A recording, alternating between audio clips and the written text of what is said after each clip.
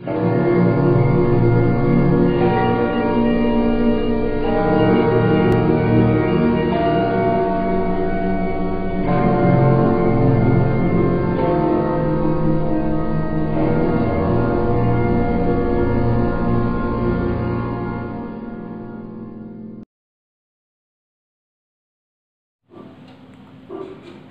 మిత్రులందరికీ నమస్కారాలు. ఆంధ్రప్రదేశ్ రచయితల సంఘం ఆధ్వర్యంలో ప్రముఖ కవి డాక్టర్ ఉప్పలదడియం వెంకటేశ్వర రచనలు పుస్తకావిష్కరణ సభకు విచ్చేసిన మీ అందరికీ హృదయపూర్వకంగా స్వాగతం పలుకుతున్నాం. ముఖ్యంగా ఈరోజు తెలుగు భాషా దినోత్సవం. ప్రపంచవ్యాప్తంగా ఉన్న తెలుగు వారందరికీ, రచయితలకి, సాహితీ మిత్రులందరికీ ఆంధ్రప్రదేశ్ రచయితల సంఘం శుభాకాంక్షలు తెలియజేస్తుంది.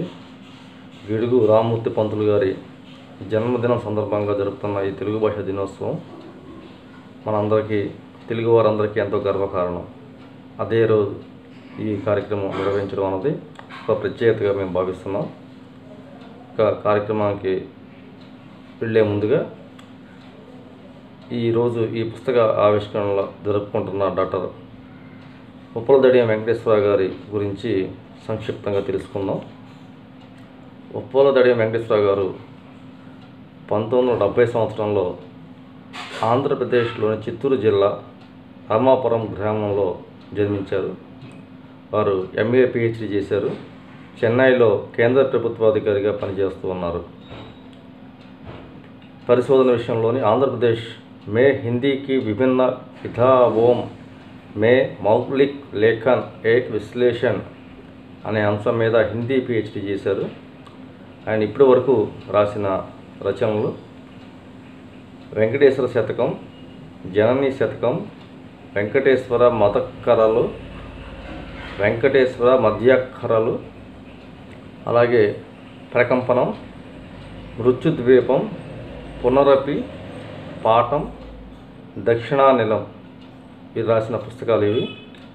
ఇప్పుడు శ్రీకాళహస్తీశ్వర శతకం, దుర్జటి వారి శ్రీకాళహస్త మహోత్సవం, కాళహస్తీశ్వర మహోత్సవం పుస్తక గ్రంథాల యొక్క హిందీ అనువాదం వీరు చేస్తున్నారు. ఆ పుస్తకం ఒకటి. అలాగే నివేదన అనే శతక సాహిత్యం ఈ బుక్ కూడా ఈరోజు ఆవిష్కరణ జరుపుకోబోతుంది. ఇంకా వెంకటేశ్వర గారు అనేక పుస్తకాలకు ఆయన సంపాదకత్వ బాధ్యత వహించారు. అలాగే జననీ సంస్థ, చెన్నైలో ఉన్న జననీ సంస్థకి ఆయన సంయుక్త కార్యదర్శి కూడా పనిచేస్తున్నారు. ఇక కార్యక్రమంలోకి వెళ్దాం. ఈ రోజున ఆంధ్రప్రదేశ్ రచయితల సంఘం ఆధ్వర్యంలో ఉప్పలదడియం వెంకటేశ్వర గారి రచనలలో ప్రథమ పుస్తకం శ్రీకాళహస్తీశ్వర శతకం హిందీ అనువాదాన్ని ప్రముఖ కవి, అలాగే కేంద్ర సాహిత్య అకాడమీ అవార్డు గ్రహీత శ్రీ వెన్నా వల్లభరావు గారు ముఖ్య అతిథిగా పాల్గొని ఈరోజు ఆవిష్కరిస్తారు.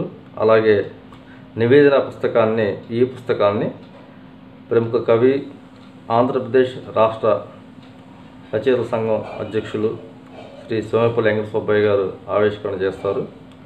అలాగే గౌరవ అతిథిగా చెన్నైకి చెందిన జననీ సాంఘిక సాంస్కృతిక సమితి అధ్యక్షులైన డాక్టర్ నిర్మలా పళనివేలు గారు గౌరవ అతిథిగా పాల్గొంటారు.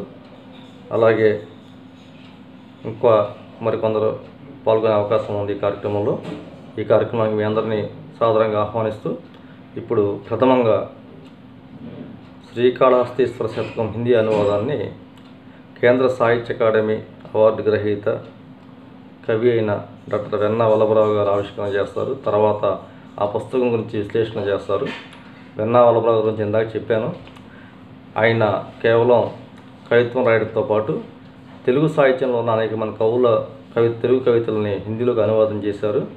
అలాగే జాతీయ పతాక రూపశిల్పి మన పింగళి వెంకయ్య గారి జీవిత చరిత్రను కూడా హిందీలోకి అనువాదం చేసి దేశవ్యాప్తం చేశారు. అటువంటి మంచి కవి, అనువాదకులు మా డాక్టర్ వెన్నా వల్లభరావు గారు ఈ పుస్తకాన్ని ఆవిష్కరించి ప్రసంగించవలసిందిగా ఆహ్వానిస్తున్నాను. ధన్యవాదాలు చల్పాక ప్రకాష్ గారు. వినపడుతుందండి? నమస్కారం అండి. నమస్కారం అండి. వినపడుతుందండి? చల్పాక ప్రకాష్ గారికి హృదయపూర్వక ధన్యవాదాలు. ఆంధ్రప్రదేశ్ రచయితల సంఘం ఆధ్వర్యంలో ఈరోజు తెలుగు భాషా దినోత్సవాన్ని ఎంపిక చేసుకుని ఒక మంచి పుస్తకాన్ని, ఒక ఆన్లైన్, ఒక ఇంటర్నెట్ పుస్తకాన్ని కూడా ఆవిష్కరణ కార్యక్రమాన్ని ఏర్పాటు చేసిన ఆంధ్రప్రదేశ్ రచయితల సంఘం నిర్వాహకుల్ని, ముఖ్యంగా పెద్దలు శ్రీ సోమపల్లి వెంకట సుబ్బయ్య గారు, చల్పాక ప్రకాష్ గారు ఇద్దరికి కూడా హృదయపూర్వకమైనటువంటి ధన్యవాదాలు, అభినందనలు తెలియజేస్తున్నానండి. ఈ 2 పుస్తకాల ఆవిష్కరణ కార్యక్రమంలో ఆధ్యక్షం వహిస్తున్నటువంటి శ్రీ సోమపల్లి వెంకట సుబ్బయ్య గారికి, నిర్వాహకుడు చల్పాక ప్రకాష్ గారికి, గౌరవ అతిథిగా పాల్గొనబోతున్నటువంటి నిర్మలా పళనివేలు గారికి, ఆప్తవాక్యం పలకబోయేటటువంటి గుడిమెట్ల చెంగయ్య గారు, తర్వాత ఇంకొక శ్రీకృష్ణ శర్మ గారు కాబోలు ఈ పుస్తకానికి ముందు మాట రాశారు, వారైనా పాల్గొంటారని ఇప్పుడే చల్పాక ప్రకాష్ గారు చెప్పారు.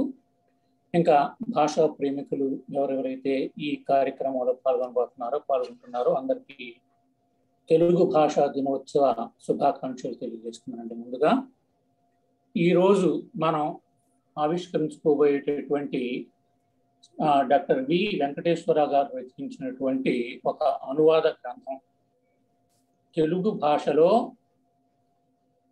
ధూర్జటి మహాకవి రచించినటువంటి శ్రీకాళహస్తీశ్వర శతకంని వారు హిందీలోకి ముక్తక ఛందస్సులో అనువాదం చేశారు. మంచి ప్రయత్నం చేశారు.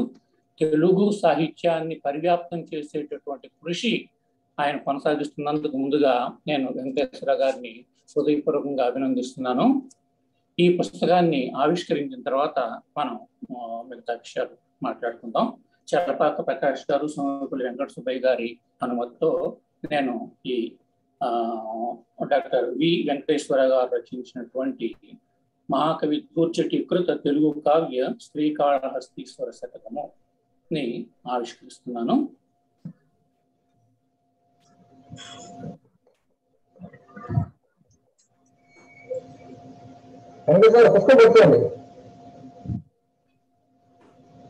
హిందీ పాఠకులు ఈ పుస్తకం ద్వారా తెలుగు భాష యొక్క ఔన్నత్యాన్ని, తెలుగులో ప్రాచీన కవుల యొక్క రచనల యొక్క గొప్పతనాన్ని అర్థం చేసుకోగలరని, అందుకు శ్రీ వెంకటేశ్వరరావు గారు చేసినటువంటి కృషిని వారందరూ తప్పకుండా అభినందిస్తారని చెప్పి నేను అనుకుంటున్నాను. ఇప్పుడు ముందుగా సోమపల్లి వెంకట సుబ్బయ్య గారు ప్రసంగిస్తారా, లేకపోతే నన్ను 4 మాటలు చెప్పమంటారా ప్రకాష్ గారు? మాట్లాడండి. అలాగే. తెలుగు సాహిత్యం చాలా మహోత్కృష్టమైందని, తెలుగు భాష చాలా ప్రాచీనమైందని చెప్పి తెలుగు వారంతా చాలా గర్వంగా, ఆత్మవిశ్వాసంతో చెప్పుకునేటటువంటి విషయం. ఎందుకంటే తెలుగు భాషకి ప్రాచీన భాషా హోదా కూడా లభించటం, దాని యొక్క సాహిత్యం అనేక రకాలుగా పరివ్యాప్తం చెందటం అనువాదాల ద్వారా మనం వింటూనే ఉన్నాం, చూస్తూనే ఉన్నాం. తెలుగు ప్రాచీన సాహిత్యంలో చాలా చాలా గొప్ప కావ్యాలు, తొలుత సంస్కృత భాష నుంచి అనేకమైనటువంటి కావ్యాలు అనువాదం, అనుసృజనతో ప్రారంభమై తర్వాత ప్రబంధ యుగంలోకి వచ్చేటప్పటికి స్వతంత్ర కావ్య రచనలు మొదలయ్యాయి. ఈ ఇన్ని ప్రక్రియలు వీళ్ళు ఎంత గొప్ప ప్రయోగాలు, తమ పాండిత్య ప్రకర్షతో తెలుగు కవులు చేశారంటే జడ్ది కావ్యాలు రచించారు.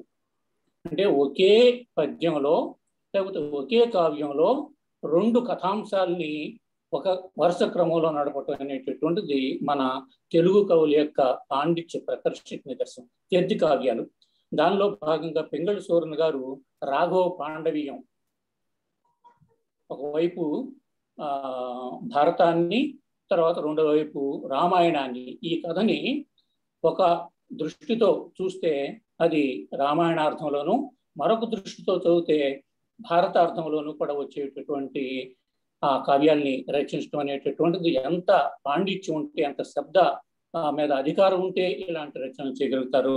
అలాగే త్యర్థి కావ్యాలు రచించారు.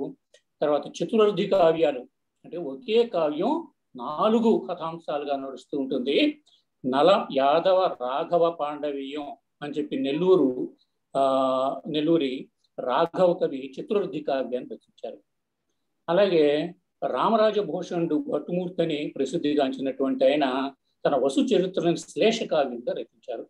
అనేక అర్థాలు వచ్చేటటువంటి, అనేక కథాంశాలు నడిచేటటువంటి శ్లేష కావ్యం రచించారు. పాల్కుర్కి సోమన రచించినటువంటి వృషాధిప శతకం తెలుగులో మొట్టమొదటి శతకంగా చెప్పుకోబడుతుంది. ఇక అనేక రకాలైనటువంటి ఇలాంటి ప్రయోగాలు మన ప్రాచీన తెలుగు కవులు చేస్తే వాటిలో కొన్ని అనువాదానికి నోచుకున్నాయి. ఇప్పటికే ఇంకా ఎన్నో అనువాదానికి నోచుకోవాల్సినవి ఉన్నాయి, ఇంకా మిగిలి ఉన్నాయి. ఆ మిగిలి ఉన్నటువంటి ఆ కార్యభారాన్ని ఎత్తికెత్తుకుని ఈరోజు తెలుగులో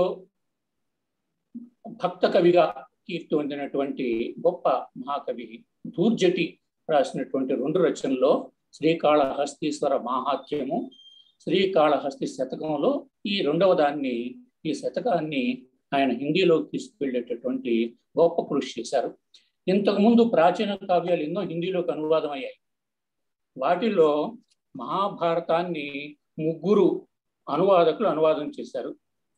ఆ క్రమంలోనే ఈయన ఈ అనువాదానికి పూనుకున్నారు. వారణాసి రామమూర్తి రేణు గారు, మా గురువు గారు అయినటువంటి ఆచార్య పి ఆగేశ్వరరావు గారు, తరువాత డాక్టర్ ఎం రంగయ్య గారు, వీళ్ళు పోతన భాగవతంలోని అనేక వృత్తాంతాలను తీసుకుని వారు హిందీలోకి అనువాదం చేసే కృషి చేశారు.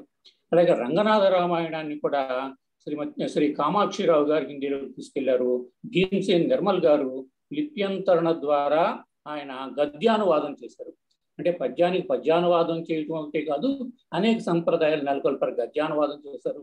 స్వేచ్ఛా ఛందస్సులో, ముక్తక ఛందస్సులో అనువాదం చేసినటువంటి వాళ్ళు ఉన్నారు. మాత్రా ఛందస్సులో ప్రాచీన కావ్యాల్ని హిందీలోకి అనువదించినటువంటి వారు ఉన్నారు. అలాగే ఇంకా ప్రాచీన కావ్యాలని అన్నమాచార్య కీర్తనల్ని డాక్టర్ సిహెచ్ రాములు గారు అన్నమాచార్యకి సంకీర్తన అనే పేరుతో అనువాదం చేశారు. ఇదే త్యాగరాజు కృతులేమో ఇలపావురుగులు పాండురంగారావు గారు త్యాగరాజుకి పద్ అనే పేరుతో హిందీలోకి అనువదించారు.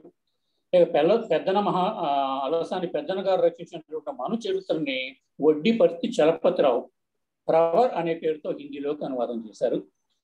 ఇక శ్రీకృష్ణదేవరాయలు రచించినటువంటి ఆముక్త మాల్యదని ఆయన పొత్తూరి నారాయణప్ప చౌదరి గారు ఆముక్త మాల్యద అనే పేరుతో హిందీలోకి అనువదించి తెలుగు ప్రాచీన కావ్యాల యొక్క గొప్పతనాన్ని, వైశిష్ట్యాన్ని భరత జాతి ముందు ఈ హిందీ భాష ద్వారా వారు అందించేటటువంటి కృషి చేశారు.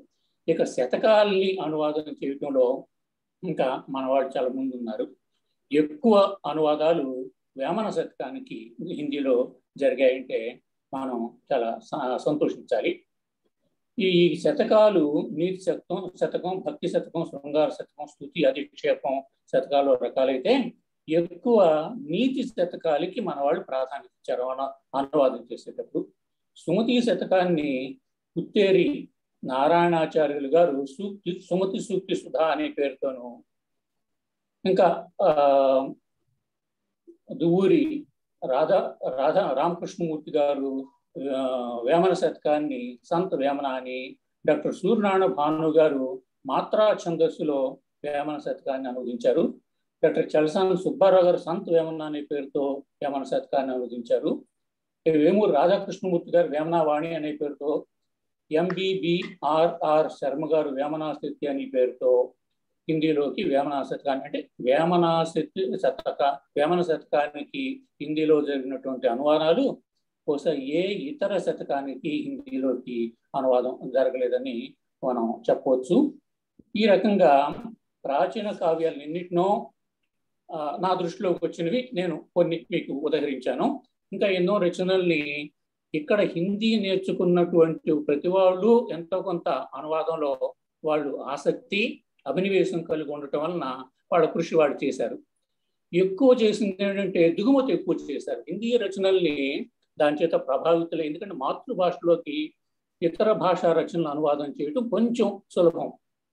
అదే ఇతర భాష ఎంత లోతుగా అధ్యయనం చేసిన పరభాష అవుతుంది. కాబట్టి మన రచనలను ఇతర భాషలోకి రచించడం అనేది కొంచెం సాహసంతో కూడిన పని. అందున కవిత్వాన్ని అనువాదం చేయటం అంటే కత్తి మీద సాము. అలాంటి గొప్ప కృషి చేసి ఈరోజు వెంకటేశ్వర గారు ఈ దూర్జటి శతకాన్ని హిందీలోకి ఆయన చాలా చక్కగా అనువాదం చేశారు. కవిత్వం చక్కగా పలికింది. నాకు మొదట్లో అనుమానం వచ్చింది, ఈయన ఏ ఛందస్సులో అనువాదం చేశారనేది వారిని అడిగి తెలుసుకున్న తర్వాత ఆయన ముక్తక ఛందస్సులోనే చేశారని నా సంశయం తీర్చారు. ఛందస్సు ఏది, ఛందస్సు ఉందా లేదా అనేది పక్కన పెడితే కవిత్వం పలుకుతుందా లేదా, అనువాదంలో కవిత్వానువాదం అని అనిపిస్తుందా చక్కగా, అది పాఠకుడికి కవిత్వంలో ఉన్నటువంటి మాధుర్యం అందజేస్తుందా లేదా అనేది ప్రధానంగా తీసుకున్నట్లయితే చాలా చక్కటి కవిత్వ భాషలో, కవిత్వ స్టైల్లో ఈయన కాళహస్తీశ్వర శతకాన్ని హిందీలోకి అనువదించి మంచి ప్రయత్నం చేశారు. ఇప్పుడు ఒక ఆశ కలిగిందనమాట, మన తెలుగు ప్రాచీన సాహిత్యాన్ని ఈయన కొద్ది గొప్ప అనువాదం రూపంలో కానీ వాటిని పరిచయం చేయొచ్చు. ఇంకా మిగిలిపోయినటువంటి ప్రాచీన కావ్యాలు ఎన్నో ఉన్నాయి. మన భాష యొక్క, మన సాహిత్యం యొక్క వైశిష్ట్యాన్ని తెలియజేసేవి. వాటిని పరిచయం చేసిన రెండు కావ్యాలను తీసుకుని వాటిని గద్యంలో వాటిని పరిచయం చేసిన మన తెలుగు సాహిత్యాన్ని పరివ్యాప్తి చేసినట్టే. తెలుగు చేసిన గొప్ప కృషి తెలుగు భాషను పరివ్యాప్తి చేయటం. ఎందుకంటే అనువాదం చేయటం అంటే భాషకి ఒక రచనకి పునర్జన్మనివ్వటం. ఎన్నో రచనలు మూల భాషలో నశించిపోయినా, కృషించిపోయినా, అవి అడుగుంటుపోయినా, చదివేవాళ్ళు లేకపోయినా అనువాదాల ద్వారా అవి ఇంకా మరి కొంతకాలం బ్రతుకుంటాయి. ఇక హిందీ విషయానికి వచ్చినట్లయితే ఈ దేశంలో హిందీ అనేది పెద్ద భాషకు సంబంధించిన పెద్ద వాటర్ ట్యాంక్ ఏది అంటే హిందీ. మనం ఏ భాషా రచన అయినా తీసుకెళ్ళి దానికి ఎక్కిస్తే, దాంట్లో పడేస్తే అది దాని నుంచి ఇతర భాషలోకి అనువాదం చేయటం అనేది సౌలభ్యం ఉంది. తెలుగు భాష నుంచి అందరూ హిందీలోకి అనువాదం చేయలేరు, లేకపోతే ఆంగ్లంలోకి చేయలేకపోవచ్చు, లేకపోతే మలయాళీలోకో గుజరాతీలోకి చేయలేకపోవచ్చు.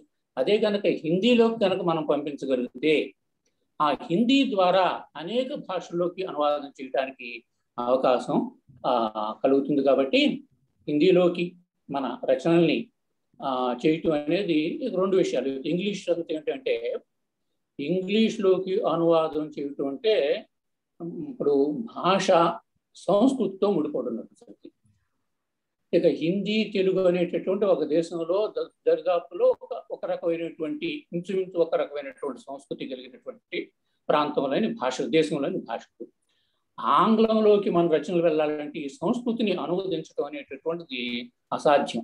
కొంత పోతుంది దాని ఫ్లేవర్ అంతా, కొంత పోతుంది. ఆంగ్లంలోకి నేరుగా అనువాదం చేసి ఆంగ్లం నుంచి మళ్ళీ ఇంకేదన్నా భాషలోకి అనువాదం చేయాలంటే దాంట్లోని సారస్వం అంతా కూడా ఎంతో కొంత పోయేటటువంటి ప్రమాదం ఉంది. కానీ హిందీలో చేయటం వలన, లేదా భారతీయ భాషలో చేయటం వలన ఆ భాష ద్వారా ఇంకో భాషలోకి వెళ్ళడానికి దాంట్లో అంటే నేరుగా అనువాదం చేసే కంటే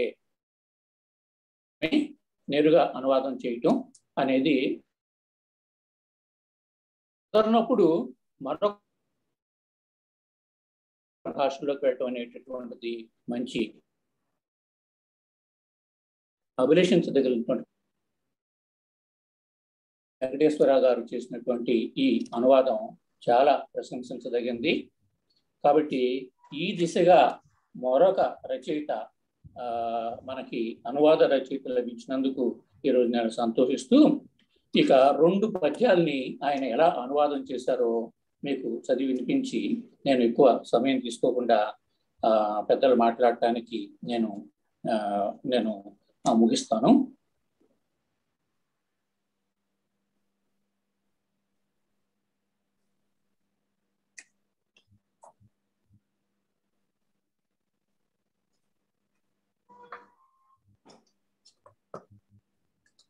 శ్రీకాళహస్తీశ్వర శతకం ఇది భక్తి శతకం.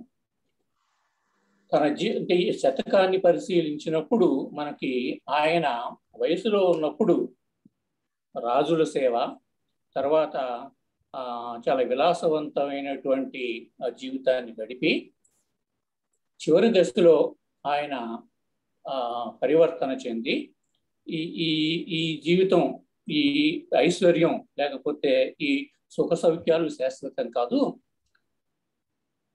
కాళహస్తీశ్వరుడు తన ఆరాధ్య దైవం యొక్క సన్నిధి, ఆయన యొక్క కృపా కటాక్షాలే శాశ్వతం అని చెప్పి ఆయన యొక్క శరణు కోరి చేసినటువంటి రచన ఈ కాళహస్తీశ్వర శతకం. దానిలో ఆయన అడుగడుగున తాను గడిపినటువంటి జీవితం అది సారహీనమైంది అని చెప్పి చెబుతూ శ్రీకాళహస్తీశ్వరుని తన పట్ల కరుణ చూపమని, తనకి మోక్షాన్ని ప్రసాదించమని చెప్పి, తనకి సద్గతిని సన్మార్గాన్ని కలగజేయమని చెప్పి ఆయన ప్రార్థిస్తూ ఉంటారు. అంటే అష్టదిగ్గజ కవుల్లో ఒకరుగా పేర్కొనబడేటటువంటి ఈ ధూర్జటి కవి రాజసేవలో ఉన్నటువంటి ఇవన్నీ కూడా అవి నిస్వరమైనవే, అవి శాశ్వతమైనవి, గొప్పవి కాదని చెప్పినటువంటి పద్యం ఒకటి. దీంట్లో రాజుల్ మత్తులు వారి సేవ నరక ప్రాయంపు, వారిచ్చు నంభోజాక్షి చతురంతయాన తొరగి భూషాదులాత్మ వ్యథా బీజం తదపేక్ష చాలు పరితృప్తిం పొందితిన్ జ్ఞానలక్ష్మి జాగ్రత్త పరిణామముదయతో శ్రీకాళహస్తీశ్వర అని కాళహస్తీశ్వరుని ప్రార్థించినటువంటి ఈ పద్యాన్ని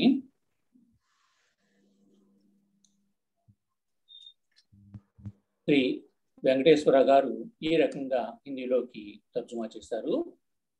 हे श्री काళहस्तीश्वर मही पर रहते मदमस्त हरदम, हे काళहस्तीश्वर मही पर रहते मदमस्त हरदम, उनकी सेवा है नरकसम, वे जो देती हैं चीज है वह आत्मव्यथा का बीज, नहीं चाहिए रमणी मणि वाजी कालकी, बस बस उपेक्षा कर दूं इन सब की, नाथ मैं हूं परम तृप्त, ज्ञान लक्ष्मी के प्रति कर दो मुझे जागृत.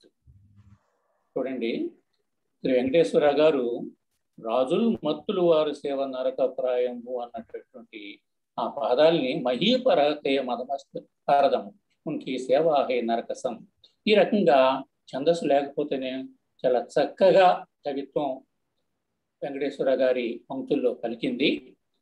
ఇంకొక పద్యాన్ని మీ ముందు ఉంచుతాను, వారు చేసిన అనువాదాన్ని మీరు విందురు గాని.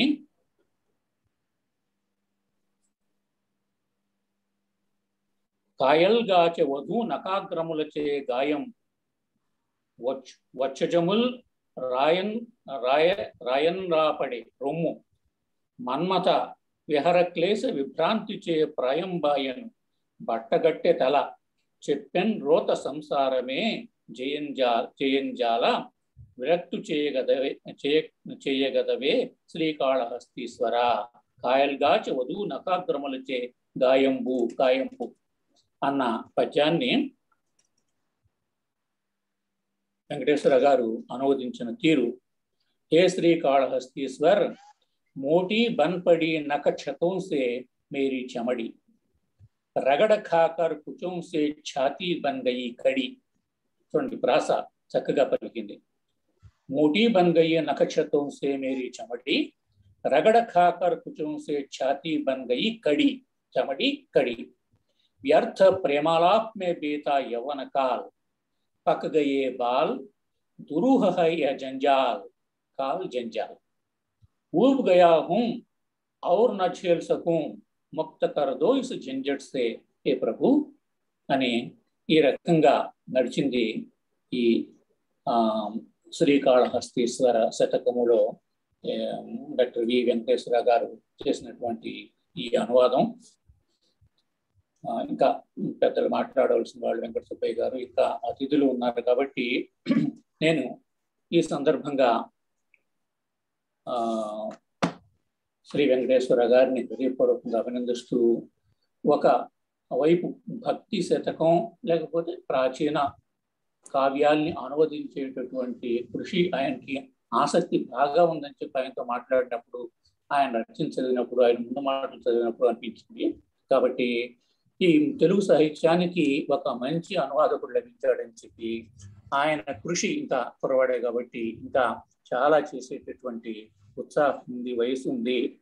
కాబట్టి తెలుగు భాషని పరివ్యాప్తి చేసేటటువంటి ఈ అనువాద కృషి చేయమని చెప్పి, మేమైతే ఏదో కాంటెంపరీ పోయిటరీ, కాంటెంపరీ ప్రాచీన కావ్యాల జోలికి పోలేదు. ఎందుకంటే ఛందో పరిజ్ఞానం ఉండటం అనేది ఈ తరంలోని హిందీ నేర్చుకున్నటువంటి వారికి కొంచెం తక్కువ. కాబట్టి అసలు ఆ జోలికి ఇప్పుడు ఇది చూసే వరకు కూడా ప్రాచీన కావ్యాలని అనువదించేటటువంటి ప్రయత్నం చేస్తున్నటువంటి ఆలోచన కూడా నాకు కలగలేదు. ఎవరు చేసినటువంటి ఈ తరంలో నేను ఇప్పుడు ఉదహరించినటువంటి వాళ్ళందరూ దాదాపు పైకి వెళ్ళిపోయినటువంటి వారే. ఇంతకుముందు కృషి చేసిన వారు ప్రాచీన కావ్యాలకి అనువాదం చేసే కృషి. ఇటీవలే మా గురువు గారు అయినటువంటి ఆచార్య ఆదిశ్వరరావు గారు కనుగొన్నారు. ఆయనతో ఛందోబద్ధమైనటువంటి కావ్యాలని ఛందస్సులో అనువాదం చేసేటటువంటి వాళ్ళు నాకు ఎక్కడ తారసపడలేదు. ఏం పర్లేదు, ఛందస్సులో చేయకపోయినా సరే మన కావ్యాలను గురించి, మన సాహిత్యాన్ని గురించి పరభాషీయులకి, ఇతర భాషీయులకి తెలియటం, అది హిందీ ద్వారా తెలియటం, ఆ హిందీ ద్వారా ఇతర భారతీయ భాషల్లోకి వెళ్ళేటటువంటి అవకాశాన్ని కల్పించడం అనేటటువంటిది చాలా ముఖ్యం. కాబట్టి ఆ దిశగా మిత్రులు డాక్టర్ వెంకటేశ్వర గారు ఇంకా కృషి కొనసాగిస్తారని చెప్పి నేను ఆశిస్తూ, ఈ పుస్తకం ఈరోజు నాకు ఆవిష్కరించేటువంటి అవకాశం కల్పించిన ఆంధ్రప్రదేశ్ రచయితల సంఘం వెంకట సుబ్బయ్య గారికి, మిత్రుడు చలపాక ప్రకాష్కి హృదయపూర్వకంగా ధన్యవాదాలు తెలియజేస్తూ, శ్రీ వెంకటేశ్వర గారిని హృదయపూర్వకంగా అభినందిస్తూ, ఈ కార్యక్రమంలో పాల్గొన్నటువంటి చూస్తున్నటువంటి వారందరికీ కూడా తెలుగు భాషా దినోత్సవ శుభాకాంక్షలు తెలియజేస్తూ నాకు ఈ అవకాశం కల్పించినందుకు అందరికీ నమస్కారాలు తెలియజేస్తాను. వల్లభరావు గారు ధన్యవాదాలండి. మేము ఏదైతే అనుకున్నామో ఆ పుస్తకాన్ని గురించి, ముఖ్యంగా శతక సాహిత్యం గురించి కూడా చాలా వివరంగా చెప్పారు. అలాగే ఉప్పలరెడ్డి వెంకటేశ్వరరావు గారు రాసిన ఈ హిందీ పుస్తకం గురించి, మాకు హిందీ ఎక్కువ తెలియకపోయినా ఆ హిందీలో ఉన్న గొప్పదనం గురించి, హిందీలో అనువాదం చేయడం వల్ల ప్రయోజనం గురించి కూడా చాలా చక్కగా వివరించారు వెన్న వల్లభరావు గారు. వారికి ప్రత్యేకంగా ధన్యవాదాలు తెలియజేసుకుంటున్నాను. అలాగే ఈరోజు ఈ కార్యక్రమంలోని ప్రఖ్యాత రచయితలు చాలా మంది పాల్గొన్నారు. డాక్టర్ సి భవానీదేవి గారు, అలాగే ఎంఆర్వి సత్యనారాయణమూర్తి గారు, ఇంకా ముఖ్యంగా మా సభల్లో మొట్టమొదటిసారిగా ఇతర రాష్ట్రంలో చెందిన ఒక ప్రముఖ వ్యక్తి కూడా పాల్గొనడం గొప్ప విషయం. వారు ఇటీవల కాలంలోని ప్రతి ఉగాదికి కవితా సంకలనాలను ప్రచురిస్తున్న కోసూరు చెందిన డాక్టర్ ఎన్ వసంత్ గారు, వారు కూడా ఈరోజు ఈ కార్యక్రమంలో పాల్గొన్నందుకు వారికి ప్రత్యేకంగా ధన్యవాదాలు చేస్తూ ఆహ్వానిస్తున్నాం. ఇప్పుడు ఉప్పలరెడ్డి వెంకటేశ్వరరావు గారి మరొక శతక సాహిత్యం నివేదన, ఇది ఈ పుస్తకం. ఈ పుస్తకాన్ని ప్రముఖ కవి, ఆంధ్రప్రదేశ్ రచయితల సంఘం అధ్యక్షులైన శ్రీ సోమపల్లి వెంకట సుబ్బయ్య గారిని ఆవిష్కరించి ప్రసంగించవలసిందిగా కోరుతున్నాను.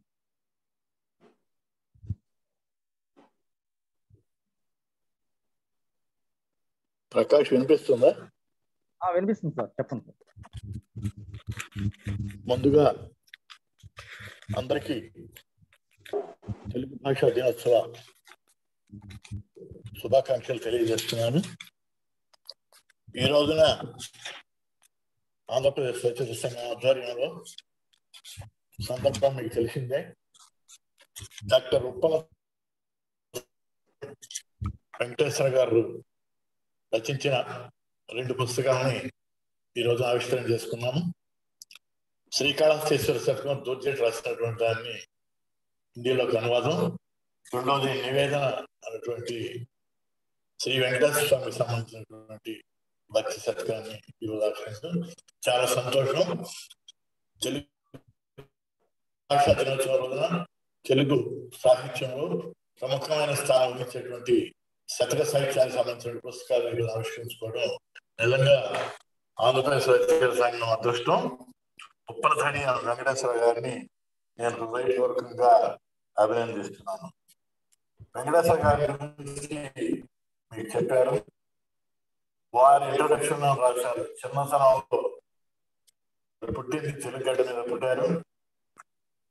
చెన్నైకి వెళ్ళిపోయి అక్కడే పుట్టిన తర్వాత అక్కడ పెరిగి చదువుకొని అక్కడే ఉద్యోగం చేస్తూ అక్కడ భాషతో పాటుగా తెలుగు భాష పట్ల నిరంతరం కూడా కృషి చేస్తూ అనేకటువంటి పుస్తకాలు రచించారు. నిజంగా వాళ్ళ హృదయపూర్వకంగా అభినందించాలి. అలాగే శతక సాహిత్యం నుంచి పెద్దలు వల్లభరావు గారు చెప్పారు. ఈరోజు ముఖ్య అతిథి అయినటువంటి వల్లభరావు గారు, అలాగే ఇంకా గౌరవ అతిథులు డాక్టర్ నిర్మలా పళనివేలు గారు, వారి అధ్యక్షులు జనని సంస్థ, అలాగే గుడిమెట్ల చెన్నై గారు, వారి కార్యదర్శి చలపాక ప్రకాష్ గారు, ఇంకా ఈరోజు డాక్టర్ సి భవానీ గారు, భవానీదేవి గారు, రాజ్యలక్ష్మి గారు, నాగరాజలక్ష్మి గారు, అలాగే ఎంఆర్ సత్యనారాయణ గారు, శర్మ గారు, పెద్దలంతా ఉన్నారు. అందరూ కూడా హృదయపూర్వకంగా నేను నమస్సులు తెలియజేస్తూ, శతక సాహిత్యం గురించి మీకు తెలిసిందే. ఒక నిర్దిష్టమైనటువంటి సంఖ్య దాటినటువంటి పద్యాలు, అలాగే ఒక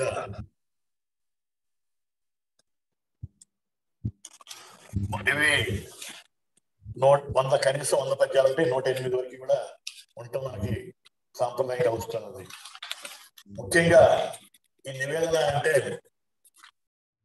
అంతర్జాల వేదిక ద్వారా ఈనాడు తెలుగు భాషా దినోత్సవ సందర్భంగా ఈ పుస్తకావిష్కరణ కార్యక్రమాన్ని నిర్వహిస్తున్న ఆంధ్రప్రదేశ్ రచయితల సంఘం కార్యకర్తలకు, పాల్గొంటున్న అతిథులకు, సాహిత్యాభిమానులందరికీ నా హార్దిక నమస్సుమాంజలి. జనని సాంఘిక సాంస్కృతిక సమితి సభ్యులందరి తరపున శుభాకాంక్షలు. ఈనాటి సమావేశానికి ప్రధాన కారకులు మా జనని సంయుక్త కార్యదర్శి, ఆత్మీయులు, నివేదన శతకం రచయిత డాక్టర్ ఉప్పల ధడియం వెంకటేశ్వర గారికి శుభాభినందనలు. వారికి, వారి కుటుంబీకులకు సర్వశక్తి స్వరూపిణి అయిన ఆ జగజ్జనని ఆయురారోగ్యైశ్వర్యాలను, సుఖశాంతులను ప్రసాదించవలసిందిగా మనసారా ప్రార్థిస్తున్నాను. నివేదన, ఆత్మ నివేదన అంటే భగవంతుడికి భక్తుడు భక్తిపూర్వకంగా సమర్పించుకోవడం. నివేదన అన్నది నవవిధ భక్తి మార్గాలలో ఒకటని సంస్కృత భాగవతంలో వ్యాస మహర్షి నారద మహర్షి ద్వారా పేర్కొన్నారు.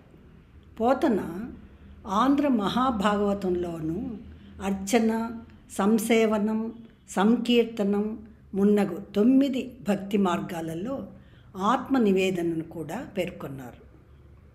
డాక్టర్ ఉప్పల ధడియం వెంకటేశ్వర నివేదన శతకంలో తన హృదయాంతర్గత భావాలను భగవంతుడికి విన్నవించుకున్నారు, నివేదించుకున్నారు.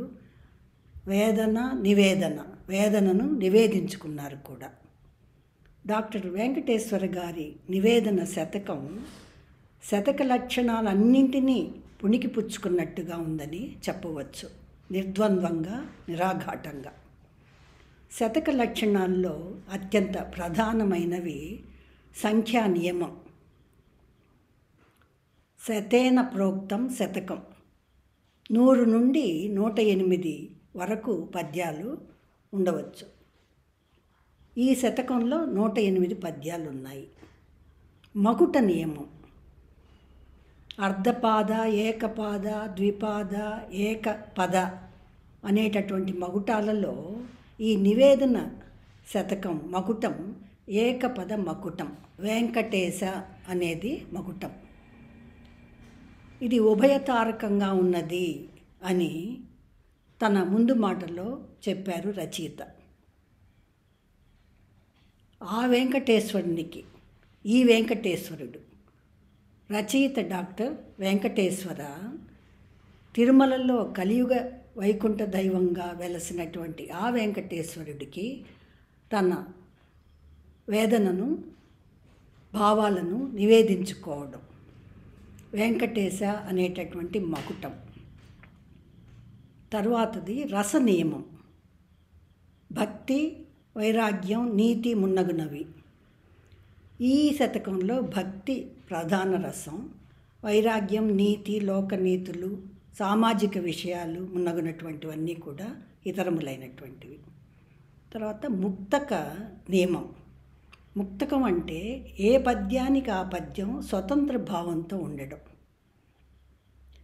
ఈ శతకంలో భక్తి, వైరాగ్యం, లోకనీతులు, లోకరీతులు, సామాజిక సాంస్కృతిక విషయాలు ఉన్నగును అన్నీ కూడా ఇమిడ్చారు రచయిత. శతకంలో ఉన్నటువంటి గొప్పదనం ఏంటంటే దాని మహిమ వినాయకుడి బొజ్జలాగా ఎన్ని విషయాలనైనా తనలో ఇముడ్చుకోగలిగినటువంటి ప్రాచుర్యం, వైశిష్ట్యం దానికి ఉంది. ఇక ఛందో నియమం. వృత్తాలు, జాతులు, ఉపజాతులు ఇటువంటి ఛందస్సులో ఏదైనా ఒక దానిని ఎన్నుకోవడం. నివేదన తేటగీతి శతకమని శీర్షిక పేరే రచయిత పేర్కొనడం వలన ఇది తేటగీతి అని స్పష్టంగానే తేటతెల్లంగానే వెల్లడవుతోంది. తేటగీతి అనేటటువంటి దేశీ ఛందస్సులో రచయిత 108 పద్యాలను రచించారు. ఆత్మాశ్రయ భావన నియమం. సబ్జెక్టివ్ పొయెట్రీ అంటే ఆత్మ ప్రబోధంగా ఉండడం. తనకు తానే వేమన, వినురవేమ అంటూ ఆత్మ ప్రబోధంగా చెప్పుకున్నట్టుగా వేమన పద్యాలన్నీ కూడా అమరినట్లుగా వెంకటేశ అనేటటువంటి మకుటం తనకు తాను తన భావాలను భగవంతునికి చెప్పుకున్నట్లుగా ఉంది.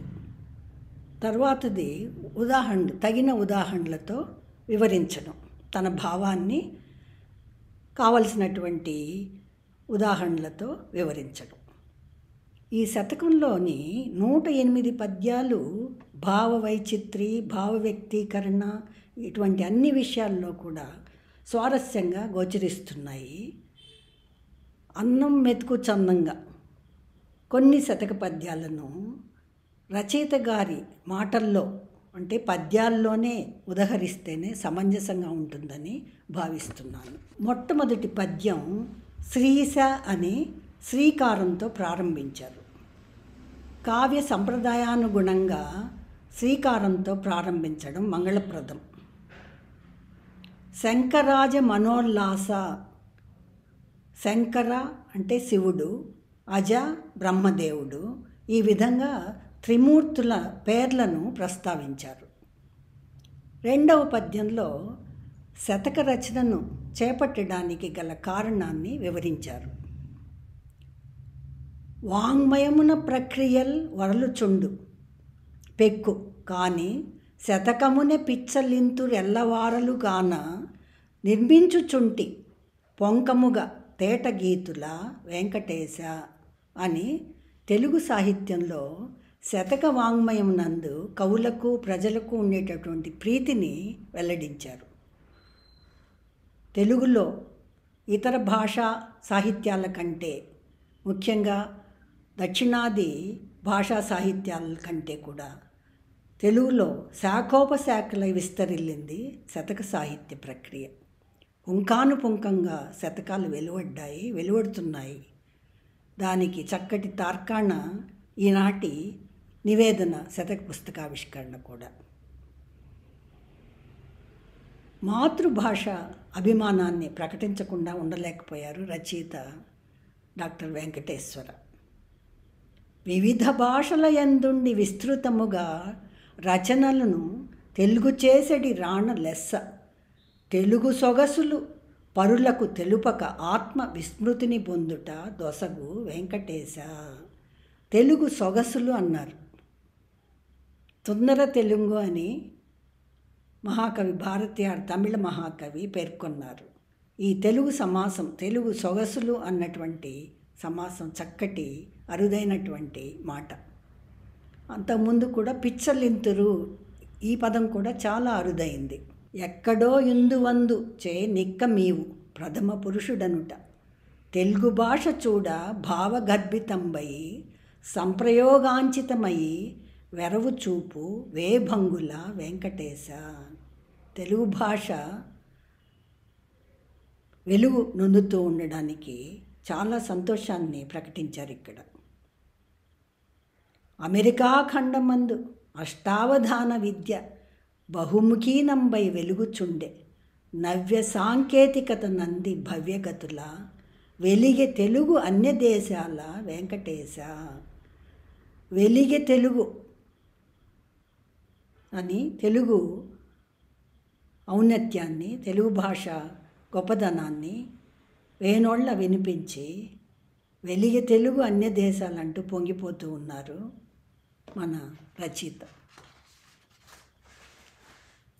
తాము చెప్పిన విషయాలను పూర్వము ఎందరో కవులు చెప్పి ఉంటారు కాబట్టి తిరిగి తాను చెప్పడంలో పునరుక్తి దోషం అవుతుందేమో అనేటటువంటి సందేహం వారికి కలిగింది. దాన్ని ఈ తేటగీతి పద్య రూపంలో వెల్లడిస్తున్నారు. ఏదియో క్రొత్తగా చెప్పనెంతుగాని తొల్లి కవులది నుడివియుందురని తోప సంశయింతును లోలోన శంఖక్రమ్ము వేళ పద్యముల్ కరవవును వెంకటేశ అని తన సంశయావస్థను భగవంతుడికి విన్నవించారు. ఈ శతకంలో డాక్టర్ వెంకటేశ్వర నుడివిన విషయాలు మనకందరికీ తెలిసినవే. అయినా ఆయన బాణిలో, ఆయన శైలిలో, అంటే వెంకటేశ్వర ధోరణిలో వ్యక్తం చేయడం, ఆ తీరుతెన్నులే ప్రత్యేకమైనవి. ఆయనదొక ప్రత్యేకమైన శైలి, విశిష్టమైన శైలి అని చెప్పవచ్చు. డాక్టర్ వెంకటేశ్వర గారి వృత్తి వేరు, ప్రవృత్తి వేరు. వృత్తిరీత్యా ఆయన సెంట్రల్ ఎక్సైజ్ డిపార్ట్మెంట్లో ఉన్నతోద్యోగి. ప్రవృత్తి రీత్యా సారస్వతాభిలాషి. ప్రవృత్తి రీత్యా సరస్వతాభిమాని. హిందీ తెలుగు భాషా సారస్వత సవ్యసాచి అనవచ్చు. ఎన్నో కవితా సంపుటాలను, శతకాలను రచించారు. పద్య రచనలో సిద్ధహస్తులు. వీరి కుమారుడు సూర్య పాఠశాలల్లో చదువుతున్న సమయంలోనే తెలుగులో పద్యాలు వ్రాసి మా జనని సమావేశాల్లో చదివి వినిపించాడు. వెంకటేశ్వర తండ్రి గారు కూడా సారస్వత ప్రియులు కావడం పేర్కొనదగిన విషయం. తాత మనవళ్ళ ముచ్చట్లను గురించి వ్రాసిన ఒక తేటగీతి పద్యంలో వీరి బాంధవ్యాన్ని అంతర్లీనంగా చాటారు డాక్టర్ వెంకటేశ్వర. ప్రాత ముచ్చటల్ పంచెడు తాతతోడ వాదములు చేసి పెక్కు వివరములరసి చరిత చెప్పని సంగతులు సంగ్రహించి వేడబంబున మనుమండు వెంకటేశ. వేడబంబు కుతూహలం, ఇది కూడా చాలా అరుదైనటువంటి పదం. చరిత చెప్పని సంగతులు సంగ్రహించి అనేటటువంటి మాట పేర్కొందైనటువంటిది. భక్తితో పాటు వైరాగ్య చింతన కూడా కానవచ్చు. పద్యాలు ఎన్నో ఉన్నాయి ఈ శతకంలో. మచ్చుకకు కొన్ని. వట్టి చేతుల వచ్చుట వట్టి చేతులం చనుటే కానీ ఎట్టి బలాఢ్యుడైనా ఎంత మేధావి అయినా అణ్వంత ఏని వెంట కొనిపోవగలుగునే వెంకటేశ. నాది నాది అనెడు తపన దహించు కాటి అందున దేహము కాలు వరకు పోగు చేసినదేదియు పోవు నెడల వెంటరాదని తెలియరో వెంకటేశ. ఎంత వైరాగ్య చింతన! చిత్త చాంచల్యాన్ని గురించి చెప్పిన పద్యాలు ఎన్నో ఉన్నాయి. వాటిలో కొన్ని: కడలి అందలి కెరటాల కరణి ఒక్కదాని వెంబడి వేరొండు తరలివచ్చు తలపులడచంగ కష్టసాధ్యమటంచు విజ్ఞులెల్లరూ చాటరే వెంకటేశ. కడలి అందలి కెరటాల వలె ఒకటి వెంట ఇంకొకటి. మన చిత్తం ఎప్పుడూ కూడా చంచలంగా ఉంటుంది. ఏదో ఒక భావన మనల్ని వెన్నంటే ఉంటుంది. ఒక తలపు వెంట ఇంకొక తలపు రావడం. ఇక్కడ కడలి అందలి కెరటాల కరణి అలంకార ప్రయోగం ఉపమాలంకారము చాలా విశేషంగా పేర్కొనదగింది. మానసారణ్య తిమిర సీమల చరించు బహుళ భావనా మృగముల పట్టి కట్టి వైచుటది దుష్కరము యతివరులకేని బింకమున పల్క చెల్లునే వెంకటేశ. ఇక్కడ మానసారణ్య తిమిర సీమ బహుళ భావనా మృగముల పట్టి కట్టి వైచుట. ఈ మానసారణ్య తిమిర సీమలు బహుళ భావనా మృగములు అనేటటువంటి సమాసాలలో వైచిత్రి గమనించదగినటువంటిది. చిత్తముద్వేగ భరితమై తత్తరించు వేళ వెనుకంజ వేయు సంవిత్తి నీలి నీడ లెడనెడ పొడము కన్నీరు మిగులు వ్రేలు పట్టి నడుపు దీవు వెంకటేశ అని దీనముగా వెంకటేశ్వరుడికి విన్నవించుకుంటున్నారు. చోరిది శాస్త్రముల్ వచించు సూక్ష్మమెరిగి కాపధమ్ము తలగుటే యోగమ్ము సుమ్ము సారమరసిన ముక్తి హస్తామలకం వియమముల్ విజ్జు విజ్జగు వెంకటేశ. శాస్త్రములు చెప్పినటువంటి విషయాలను అనుసరిస్తూ తగని మార్గము నుండి దూరముగా తొలగుటే యోగము, అప్పుడే అదే ముక్తి సాధనమవుతుందని వియమముల్ విజ్జు విజ్జగు అంటున్నారు. బాధలు తొలగిపోవును. విజ్జు విజ్జగు అను మాట కూడా చాలా అరుదైనటువంటి మాట. మానవ జీవనము చిత్తశాసితంబగుట తలపు సంఖ్యల త్రుంచివేయుము వెంకటేశ. తలపు సంఖ్యలలు, మన మనసులో ఉదయించే తలపులే సంఖ్యల వంటివి.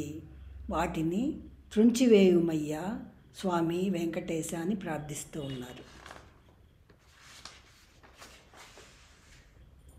సామాజిక విలువలు పడిపోతున్నాయి, తగ్గిపోతున్నాయని దేవునికి మొరపెట్టుకున్నారు డాక్టర్ ఉప్పలదడియం వెంకటేశ్వర. కలయతులు భువి పెక్కండ్రు కలరు లేశమాత్రం అవకాశమొదవిన మాయజేసి నిలువునన్ ముంచివేతురు నెయ్యమనియో వియ్యమనియో పైపోతల వెంకటేశ. కలయతులు సమయం చూసి మోసం చేయనటువంటి దుర్మార్గులు. అప్పు చేసి అద్దానితో పప్పుకూడు తగదనగా నగి చెలికాడు దైవతంబే పుచ్చుకొని రుణమనుచు నిన్నచ్చు నిల్పే పెంకితనమేమి చెప్పుదు వెంకటేశ.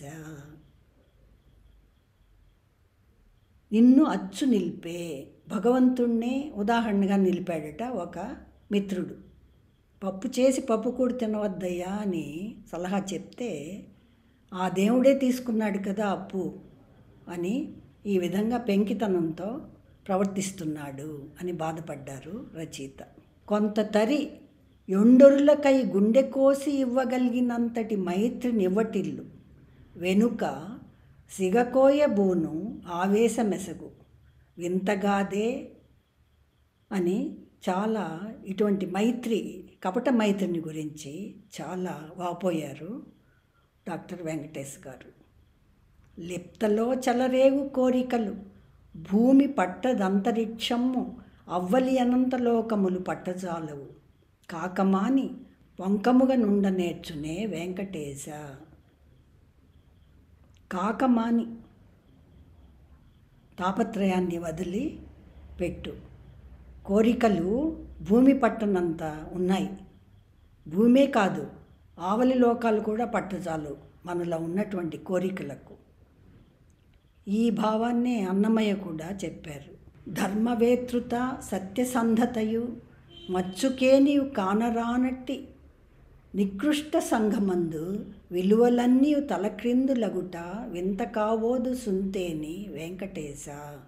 ఎన్నో అరుదైనటువంటి సమాసాలు, పదప్రయోగాలు, అలంకార ప్రయోగము ఈ శతక రచనల్లో గోచరిస్తున్నాయి.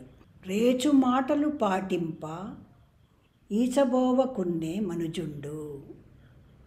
రెచ్చగొట్టు మాటలు మాట్లాడినప్పుడు మనుష్యునికి చిన్నతనము ఆవరిస్తుంది.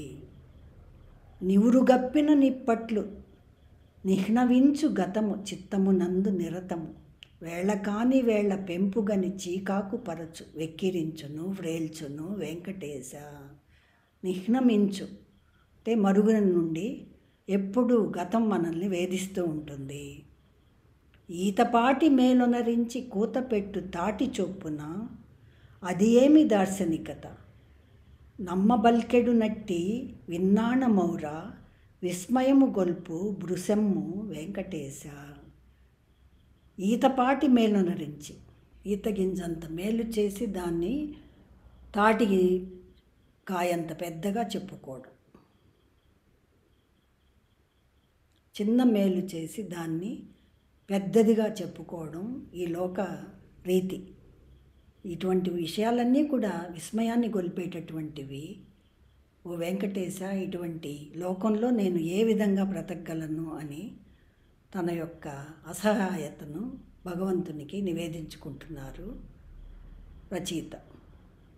ఇటువంటి అరుదైనటువంటి పదాలు, సమాసాలు, ఇటువంటివన్నీ కూడా నిఘంటువులన్నిటినీ శోధించితే కానీ తెలియవు. ఈ విధంగా నిఘంటు సాగరాలన్నీ శోధించి పదాలను ఎన్నుకున్నారేమో అనే విధంగా అనిపిస్తుంది. నివురు గప్పిన నిప్పట్లు నిహ్నమించు గతము. అలంకార ప్రయోగం, ఉపమా అలంకారం.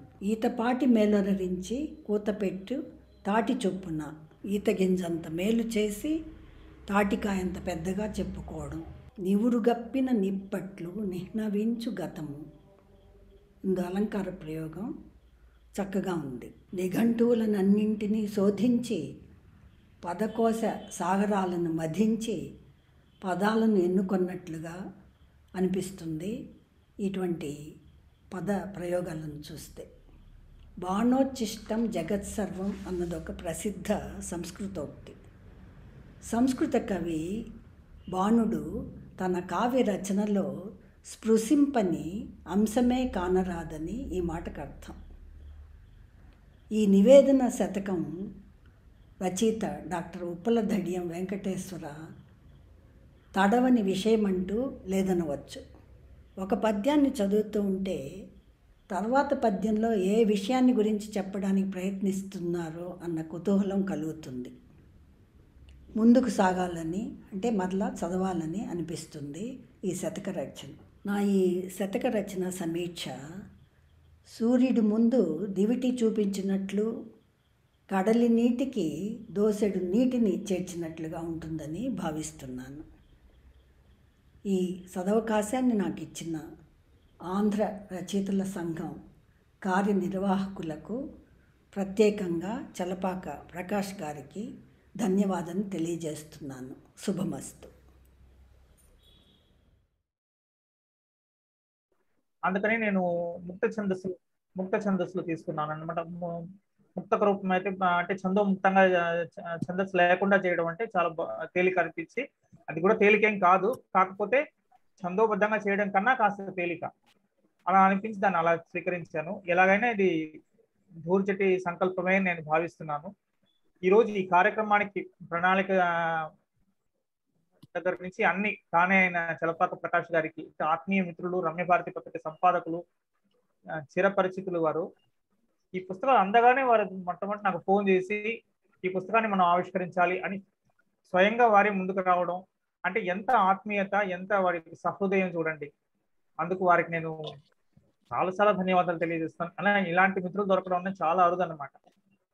చలపాక ప్రకాష్ గారికి, అలాగే ఆంధ్రప్రదేశ్ రచయితల సంఘం వారికి, మా జనని సంస్థలోని కార్యనిర్వాహకులందరికీ, ముఖ్యంగా డాక్టర్ నిర్మలా పాండివేల్ గారికి, మా సంస్థ ప్రధాన కార్యదర్శి గుడిమెట్ల చెన్నై గారు అనివార్య కారణాల వల్ల రాలేకపోయారు, వారికి కూడా వారు నిత్యం ప్రోత్సహిస్తూ ఉంటారు. వారికి, ఇతర కార్యవర్గ సభ్యులు అందరికీ, ఆ తర్వాత ఈ రోజు కార్యక్రమానికి చేసిన అందరికీ పేరు పేరున నేను హృదయపూర్వకంగా నా కృతజ్ఞతలు తెలియజేస్తూ సెలవు తీసుకుంటున్నాను. ఈ కార్యక్రమం ఇంతటితో ముగిసింది. మరొకసారి, ఎందుకంటే మధ్యలో విరామం ఏర్పడింది కనుక మరొకసారి వందన సమర్పణ చేయాలి. మిత్రులందరికీ, పాల్గొన్న సాహితీ మిత్రులందరికీ పేరు పేరున ధన్యవాదాలు. ఈ నాగరాజ లక్ష్మి గారు ఇందులో పాల్గొన్నారు. అలాగే డాక్టర్ ఎన్ వసంత్ గారు కూడా ఈ కార్యక్రమంలో పాల్గొన్నారు. డాక్టర్ సుశీల గారు కూడా ఈ కార్యక్రమంలో పాల్గొన్నారు. అలాగే ఇంకా కొంతమంది తెలియని వ్యక్తులు కూడా మాతో సంబంధం లేని వ్యక్తులు, అలాగే ఉప్పలరెడ్డి వెంకటేశ్వర గారి అభిమానులు కూడా కార్యక్రమంలో పాల్గొన్నారు.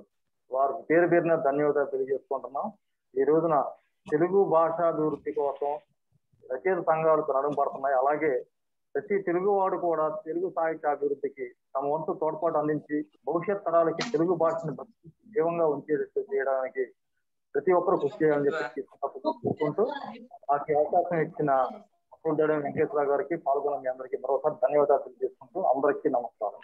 ఈ కార్యక్రమం ఇంతటితో ముగిసింది. Thank you.